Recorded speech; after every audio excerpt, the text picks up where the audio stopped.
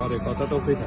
方便嘅，對我哋啲行員嚟講都好嘅。因為其實佢哋都有投票嘅意向啦，幫到我哋啲行員發聲啦，睇到我哋嘅需要啦，可以同我哋去表達啦。呢啲我哋講緊嗰個無障礙啊，可以多少少啦。我哋係社工嚟嘅，咁今日我哋主要嘅責任就係協助我哋嘅院友可以順利安全投票咁樣咯。都有接近30位院友有落嚟投票嘅。首先就問院友係咪想投票啦，再當寫住同我哋講話落實嘅日期同點樣執行之後咧，我哋再重新再去confirm 翻院友嘅意願，就盡早就準備定今日可能會投票院友嘅名單，咁就俾我哋樓層嘅唔同同事，咁就幫手準備啊，流程都順利嘅，希望聽取民意咯。因為我哋呢度咧就古洞北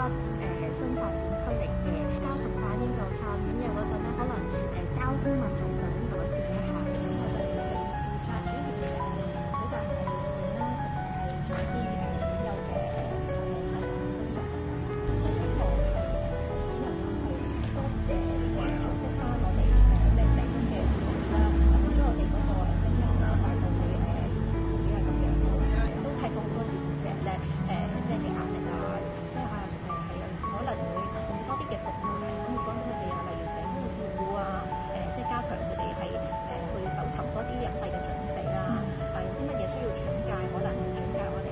做院舍啊或者日間照顧咁樣咯。而家就嚟到門口，嚟到樓下，嚟到我哋院舍樓下度，方便好多。大約都係5分鐘到啦。投票好簡單啫，入去俾個身份證佢，睇自己嘅名，跟住你喜歡邊個政綱好嘅咁啊，見到佢好咪揼落佢隻揾佢啦。我盡責佢為我哋全香港市民出力就選佢噶啦，幫我哋增下啲老人家爭取多啲福利啦，支援下啲老人院啦。